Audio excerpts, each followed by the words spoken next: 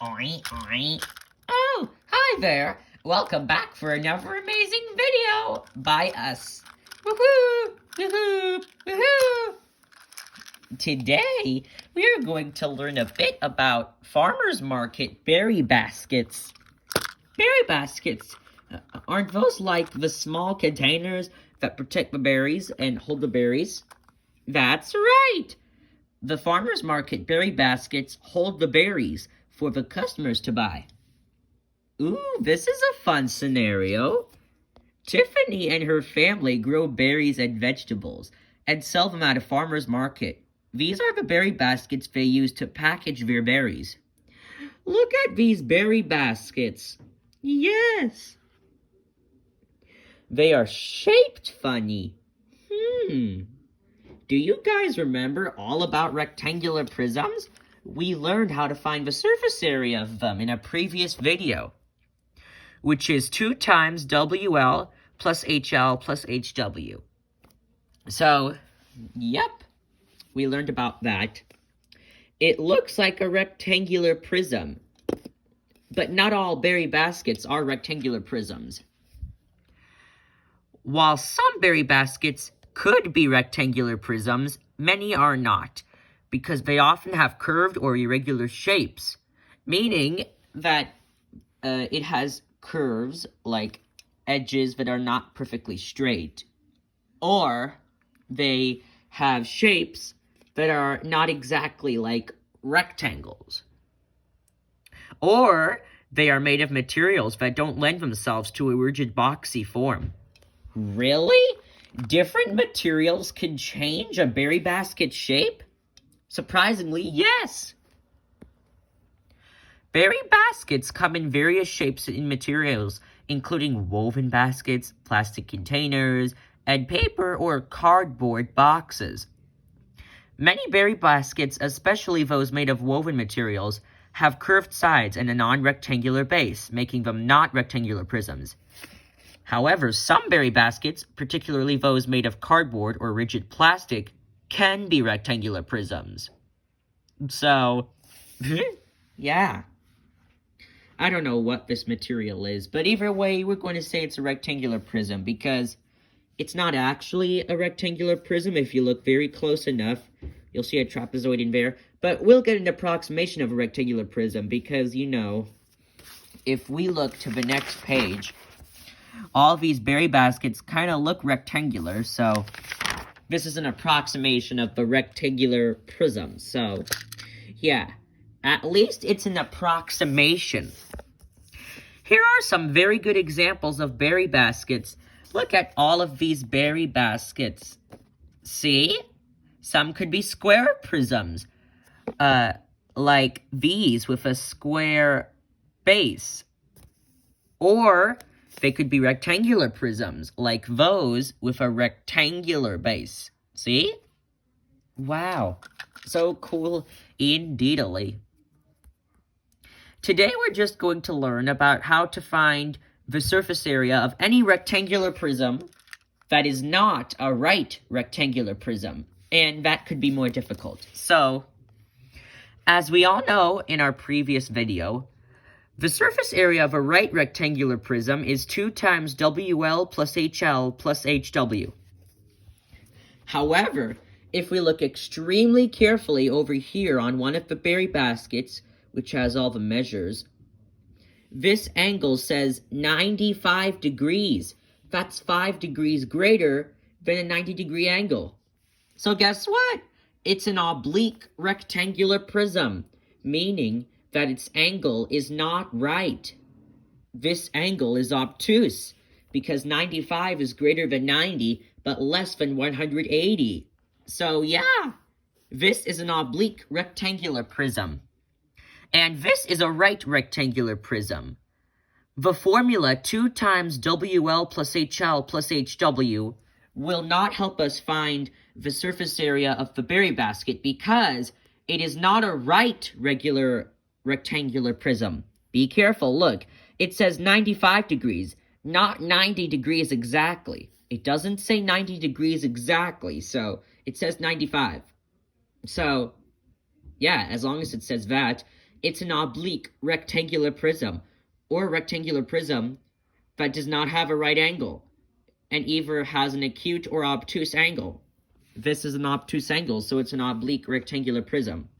Well, in that case, using this formula will not be helpful. Instead, we will have to go through a mild, painstakingly, but useful process. We need to find the areas of all the faces and add them all together. Let's see. This is pretty tough. Don't worry. Nothing is better than a calculator to calculate your answers. We definitely need a calculator for this. We can't do this in our heads. So, let's figure out the dimensions of the berry basket. Let's see. Which dimensions are the length and width for the bottom base of the rectangular prism?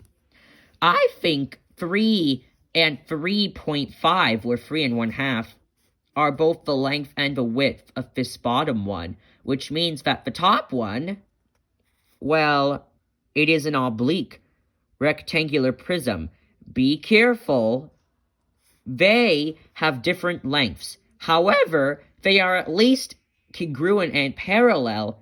They are at least of the same shape. So, although the base's edges have different measures, it is still a rectangular prism. All that matters is, if the shapes are congruent and parallel, then the prism exists. However, the edges could be of different lengths. So, yeah, 3 1/2 inches is the length of this base, and 3 3/4 of an inch is the length of this base. 3 is the width over here, and 3 1/4 is the width over there. So, let's multiply 3 1/2 by 3. What do you think the answer is going to be? Just hang on a second. What's half of 3? 1.5? That's right! 3 times 3 is 9, and if we add 1.5 to it, that will get 10.5, right? Yeah. And plus, 3 times 5 must end in a 5 in it, so let's see if we're really true. 3 times 3.5, and voila! You get 10.5. Wow. How do you remember that? I really have no idea. Trot! So that means that the area of the bottom face is 10 1/2 inches, because 3 times 3 1/2 is 10 1/2. But then we need to add the area of the top base. Okay, let's memorize this number because we're going to delete it in our calculator. So, hang on. Let me get my green marker handy. Okay, so the area of the bottom base is 10 1/2 inches. So, let's write that down. 10 1/2 inches, I'll say the bottom base stands for B. B is the bottom. So, yep, over here, we're going to delete this number now, because I don't want to take up too much space in our calculator when it's very handy. So yeah, this tells us that the area of the bottom base is 10 1/2 inches. But what about the top base? Because it is an oblique rectangular prism, meaning that although the faces are congruent and parallel, the edges do not have to be the same length. So, let's see over here. Well, 3 3/4 of an inch is the length of this top base, and base. So, let's do 3.75. Yes, that's right. 3.75 is 3 3/4. Then 3 1/4 is the width of the top face. And then we multiply that by, what is 1/4? 0.25? Of course. So, 3.75 times 3.25. We aren't sure what the answer is. But, let's see if it ends in a 0. Oh, it does not end in a 0. Strange. It approximates to around 12.1875. Did we do something right or wrong? Let's double check. So, let's see. if we do 1 divided by 4, yep, that is 0.25. And if we divide 3 by 4, yes, that is 0.75. So we have done nothing wrong. My apologies. Just wanted to make sure not to get it wrong, because geometry likes things precise, you know. So 3.75 times 3.25 is around 12.1875. Okay, let's memorize that one. The area of the top base is 12.1875. This time the top stands for T. So, yeah, we'll write letters for the bottom and the top bases. B is for bottom, T is for top. So this lets you know about the areas of the bottom and the top bases. So, because it is an oblique rectangular prism, the areas of the two bases are completely different. 10.5 is less than 12.1875. Wait a second. The bottom base has a lesser area than the top base. That's very cool. Okay, we're going to calculate more, and then we have to add the areas of all the faces together. Okay, let's do this. So, remember, this is the front face. 3.5 times 1 1/4. Yes. Which means that this must also be it? I don't know. Let's go and see. 3 1/2 times 1 1/4. Okay, so 3.5 times 3.5 times 1.25.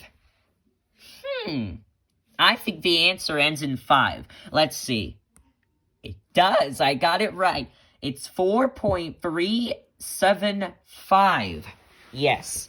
So, let's make the letter F as the front. The front face area is 4.375.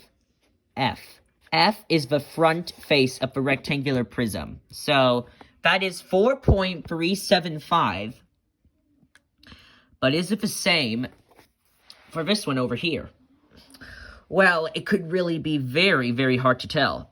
But if you look closely, it may not be as hard after all. So, let's see. We notice over here that these lines are carefully in different directions, and so are these ones.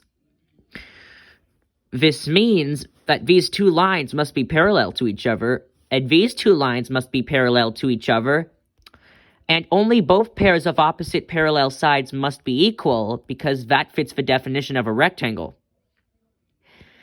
That is it. Yes!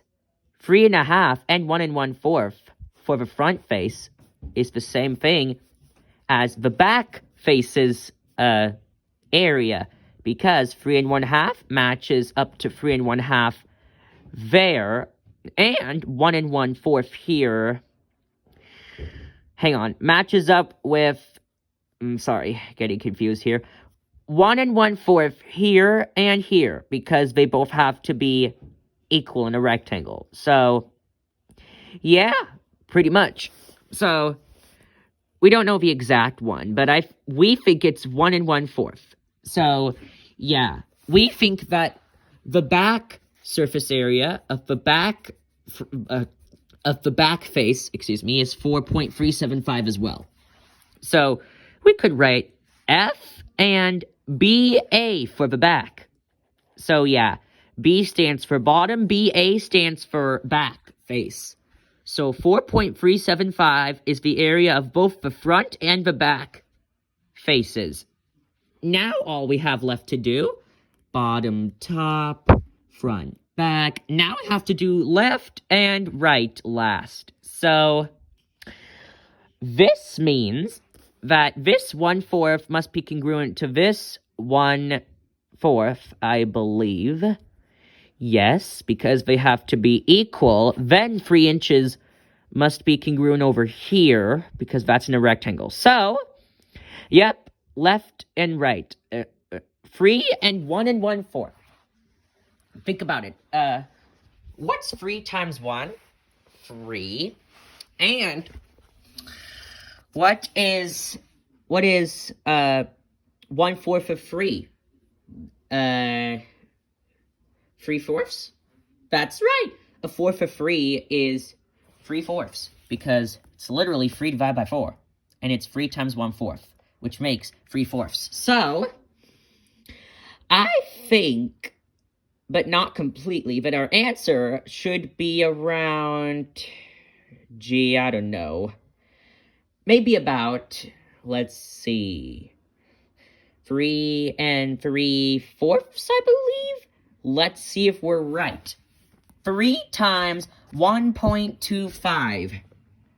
I hope this works, because I just made an estimate. Woohoo! Guess who's the smarty pants now? Yes! We knew that 1/4 of 3, which is this one, is 0.75. And we could substitute that because 3 times 1 is 3. 3 plus the 0.75 we added together makes 3.75. I suddenly found a new way to multiply numbers. Very interesting.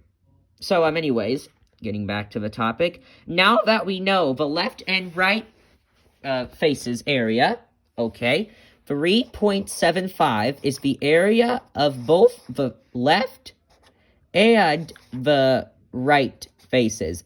L is left, R is right. Now, all we have to do is to add all those areas together to get the total surface area.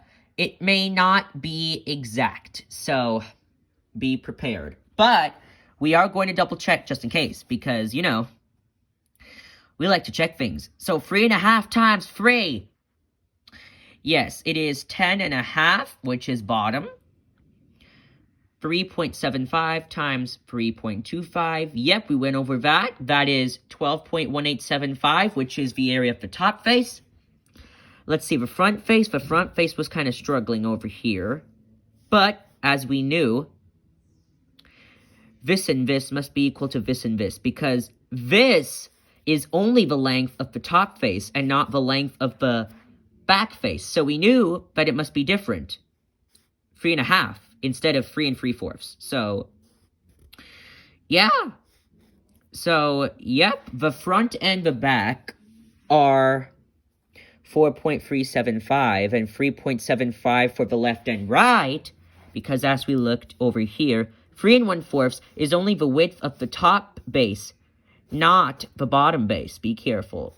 3 times 1.25 is 3.75, because they all have to be congruent over here.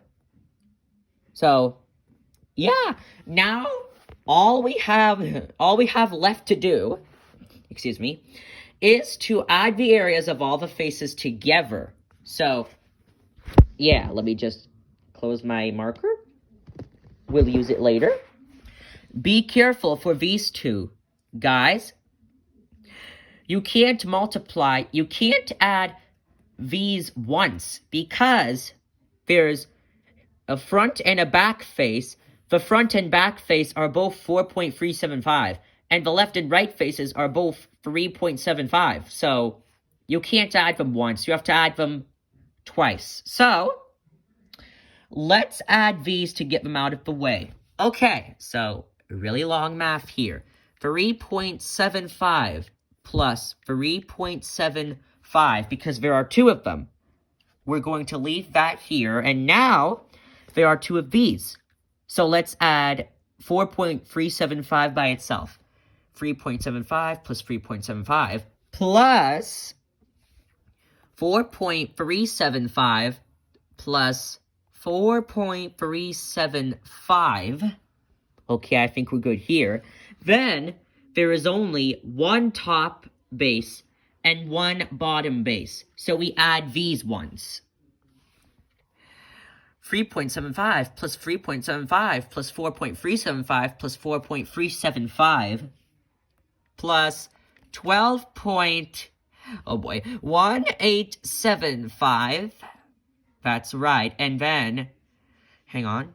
Yeah, that's right. And then the bottom is 10.5. Okay, so 3.75 plus 3.75 plus 4.375 plus 4.375 plus 12.1875 plus 10.5 makes a round. Oh my gosh, it's a big, large surface area, I could tell you that. It's around 38.9375, or around 38.93, or, sorry, around 38.94, because look, this is greater than 5, let it roar, so it roars up to get 38.94. Yes, so it's approximately around 38.94, but we're going to make things simpler and just write the precise value. So, the precise value is around 38.9375. So, the surface area is approximately 38.9375. We did a lot of work here. But just in case you want to know how he got that answer, let me walk you through it. 3 3/4 plus 3 3/4 is really, 1, 2, 3, 7.5. Let's see. 3 plus 3 is 6. 3/4 plus 3/4 is 6/4, which makes, yep, 1.5. 1.5 plus 6 is 7.5. So, yep. 7.5, then we add 4.375 to it. Let's see, 1, 2, 3, 4, 1, 2, 3. 11.875 plus 4.375. 1, 2, 3, 4. 1, 2, 3. 1, 2, 3, 4, 5, 6, 7. 1, 2, 3, 4, 5. 16.19. Then we add 12.1875. 1, 1, 2. 1, 1, 2, 3, 4, 5, 6, 7, 8. Something .3775. I forgot, I lost count. Hang on a second. So, let's see. Dang it, I swore I remember it. Okay. It is 38.9375. But, let's just see if I got this. 3.75, here, I'll explain it to you this way.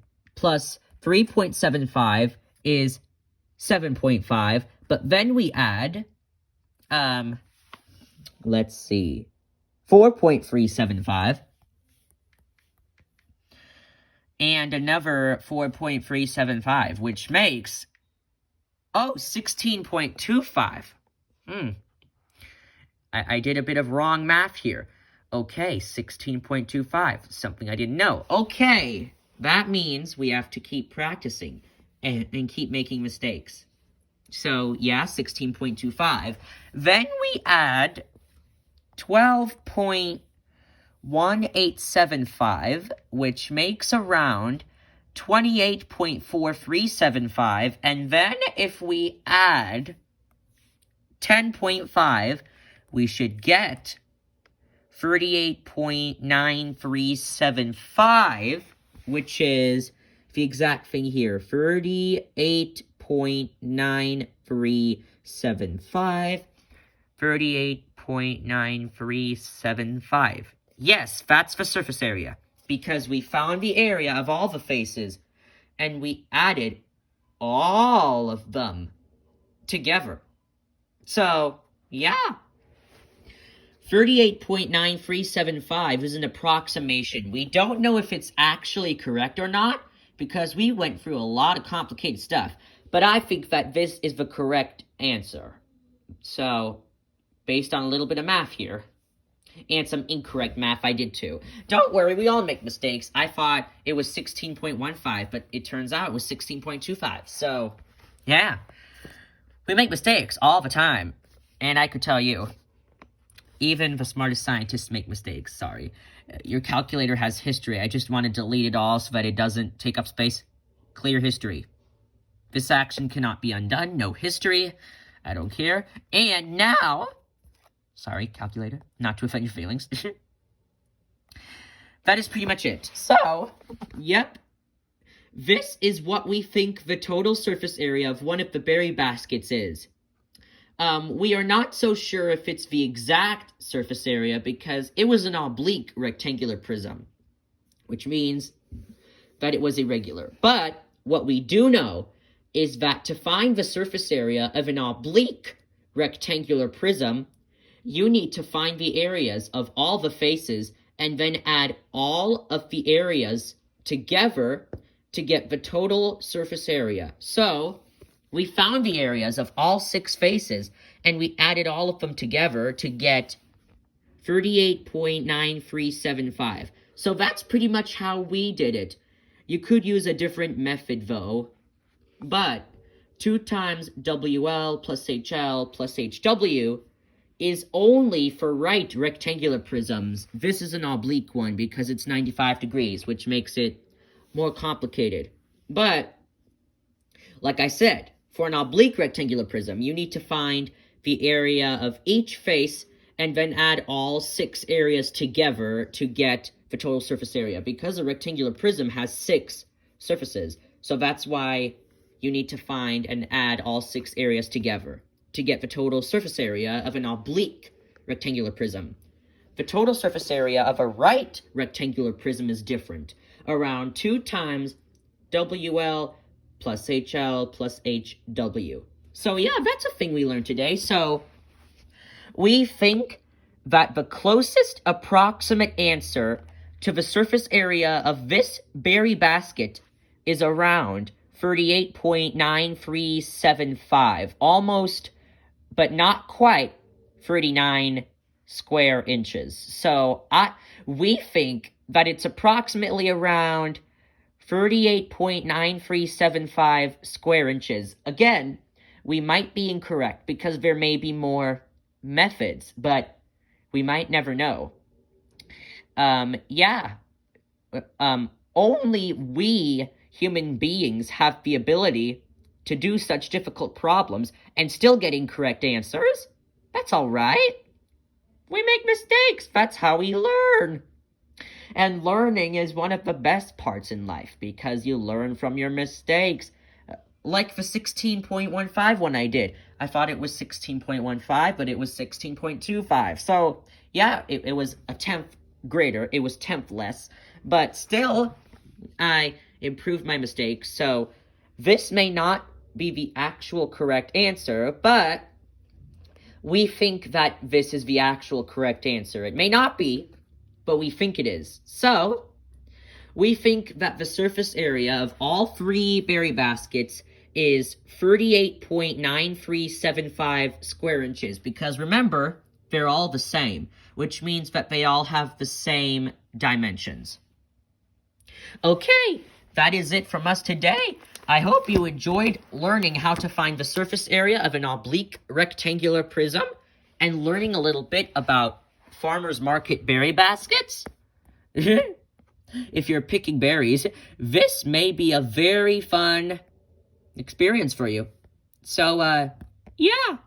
And anytime you want to search up more things, don't be hesitated to go to Google and ask very important questions like, what is the surface area of a rectangular prism? What can a rectangular prism also be? What's a cuboid? Does a cube have 6 faces or 12 faces? Don't be hesitated to ask a question to Google. And by the way, a cube has 6 faces, just to let you know. But for goodness sake, if you want to learn more about these 3D shapes, don't be hesitated to search it up on Google, because the questions recommended by most people are excellent questions. Look at some of these questions that people ask. Is a rectangular prism a rectangle? Very, very interesting. And if you click the arrow, it will show you the answer. What makes a rectangular prism different from a rectangle is that it is 3-dimensional. So, nope, a rectangular prism isn't a rectangle. But a very good question. 3 examples of a rectangular prism. What can a rectangular prism also be? What are some examples of prism-shaped objects? What does a rectangular pyramid look like? How does a triangular prism look? Can a cube be a rectangular prism? The answer is yes, but just giving you some very good questions to look over. And if you ever want to type in these questions, then don't be hesitated to do so, because you might learn something that may change your knowledge. Yes! There is even a horror and sci-fi movie called Cube. It's rated R. You can't watch it. No way. An hour and 30 minutes? Wow. Very weird. But anyways, enough about that 1997 film. Fun fact for the day. You could also think about other meanings of the word cube. Cube does not always mean a three-dimensional shape. Like, for example, what is cube slang for? Ah, slang. You remember slang? It's informal language. Cube in slang stands for a person who is unaware of or unfamiliar with current ideas, opinions, trends, etc. Square. So, dull or boring. So, yeah.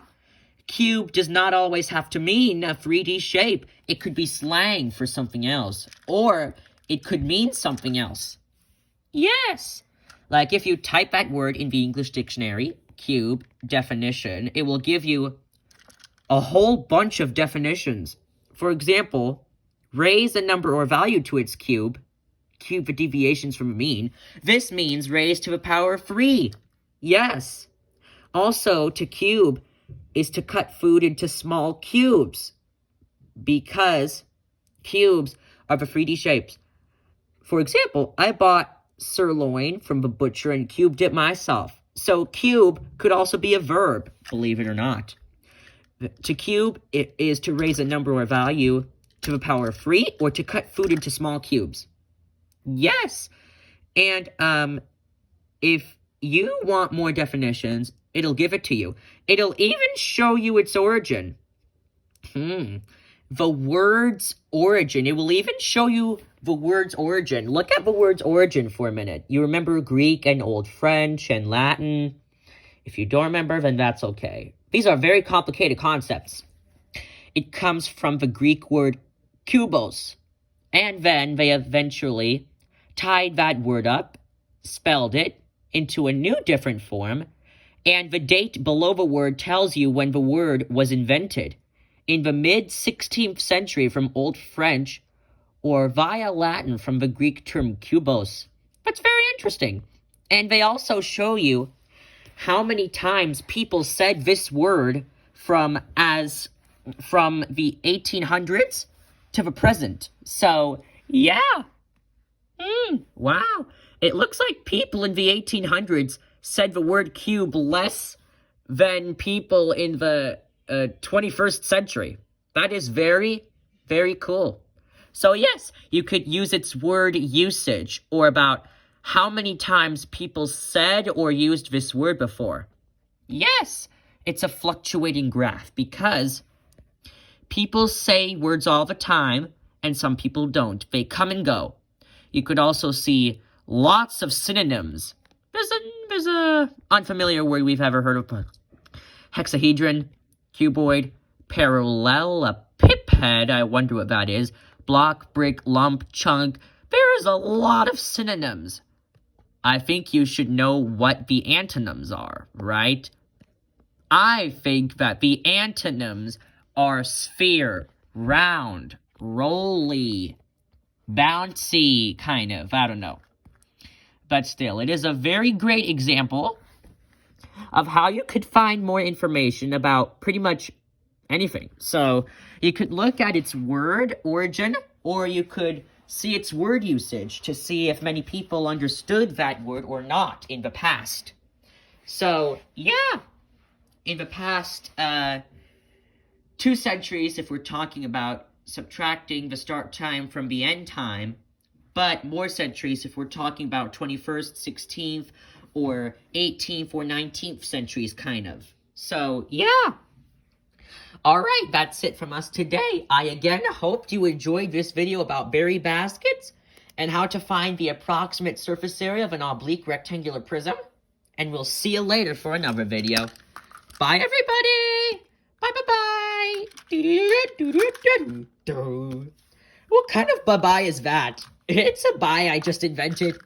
Are we gonna start using that word? Probably. There are a few people that use it, though. Oh, really? Like who? No idea. Oh, Stretchy.